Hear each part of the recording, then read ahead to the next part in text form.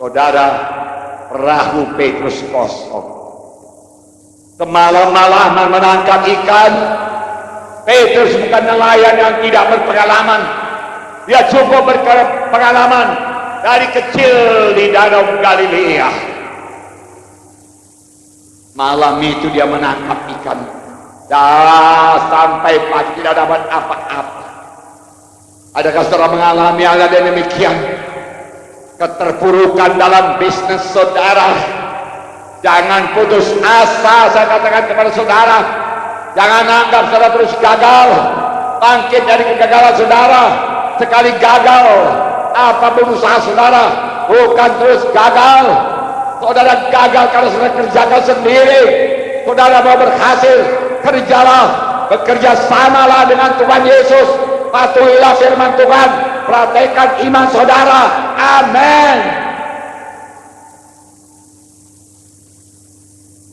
Saudaraku yang kekasih dalam nama Yesus, bangkit dari kegagalan, bangkit dari kemiskinan. Tuhan cinta kepada manusia ini. Tuhan tidak mau manusia ini miskin. Jangan katakan Tuhan menetapkan saya jadi miskin. Manusia ini anak Tuhan, ciptaan Tuhan. Saya ini seorang bapa yang tidak begitu suci, bahkan tidak begitu rohani. Namun saya tidak suka anak saya miskin. Saya tidak suka anak saya kekurangan. Saya tidak suka anak saya berpakaian tidak layak. Tidak suka. Kalau kamu yang jahat tahu memberikan pemberian yang baik kepada anak-anakmu. Firman Tuhan berkata, apalagi Bapa di sorga, Dia akan memberikan pemberian yang lebih baik kepada anak-anaknya, termasuk saya, termasuk anak-anak saya, termasuk kita semua di sini. Oh, beri tempat bagi Yesus. Beri tepuk tangan. Kita mau mengerjakan perkara yang besar. Kenapa firman Tuhan? Petrus mendayung perahunya ke pantai. Hari masih subuh, kosong perahu. Capek, mau pulang, mau tidur, mau istirahat. Yesus datang. Petrus, pinjam perahu. Pinjam perahu. Petrus bisa menolak dan menerima.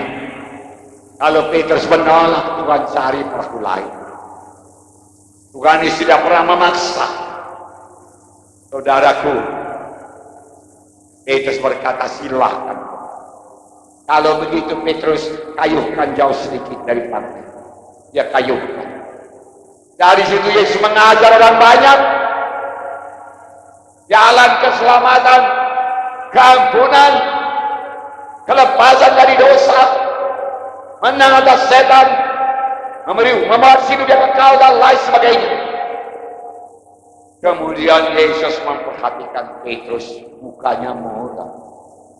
Tuhan Yesus memperhatikan perahu Petrus kosong.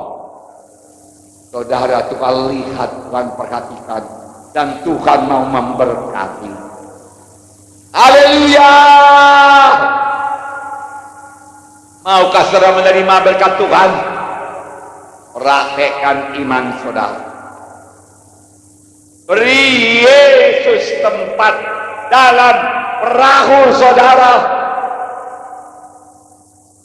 Berkorban buat pelayanan penginjilan. Amin. Di tempatnya Petrus, taburkan jalan. Akal Petrus, nelayan yang berpengalaman, berkata, aku nelayan dari kecil di sini Tuhan. Aku pengalaman, aku tahu seluk-beluk, lubuk-lubuk Danau Galilea, aku tahu semua. Gak ada ikannya di sini. Tuhan, lagi ini hari siang, tidak waktunya menebar jalan. Danau Galilea jernih dan ikan-ikan pada lari.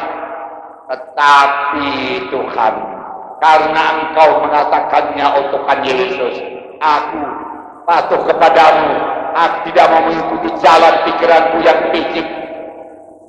Ini dia Tuhan, ku taburkan jala. Dia taburkan jala, kemudian dia tarik. Jalanya tidak sanggup menarik ikan yang begitu banyak.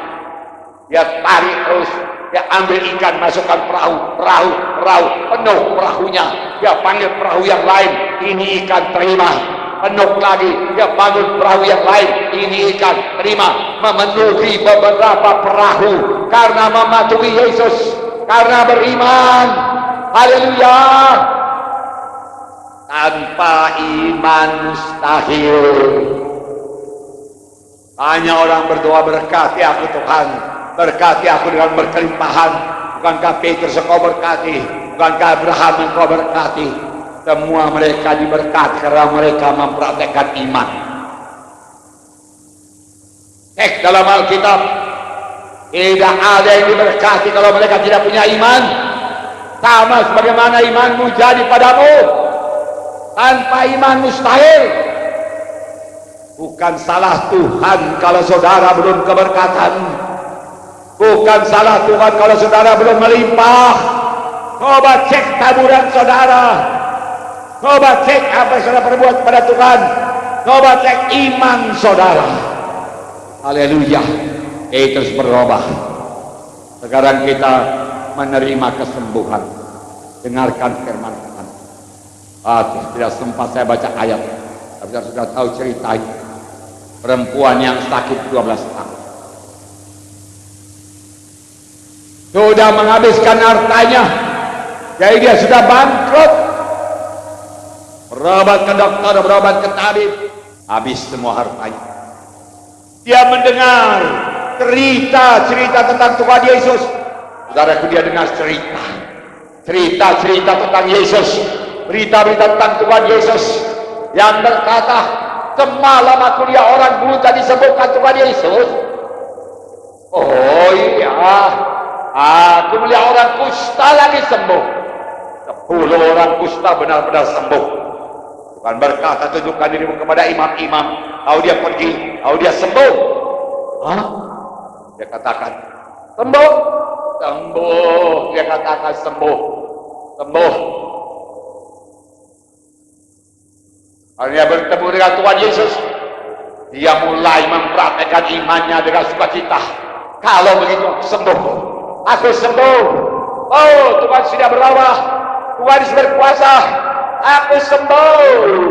Firman Tuhan berkata, dia Jehovah Rafa, maka aku sembuh. Aku perlu datang pada Yesus. Kalau aku jamah saja, aku pasti sembuh.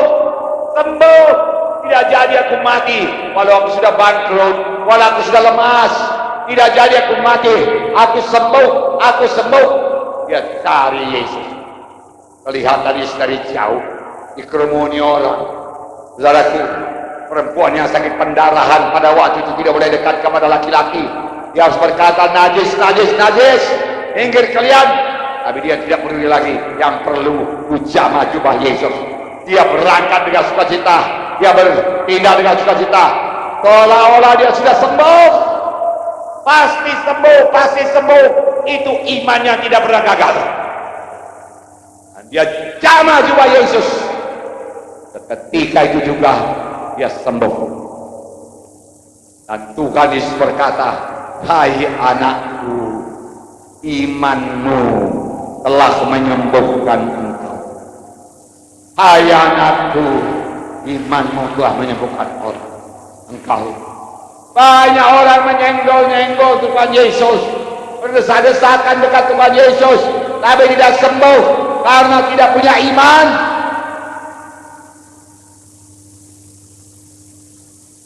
Banyak orang ke gereja tapi tidak menerima kuasa Tuhan. Yang perlu iman.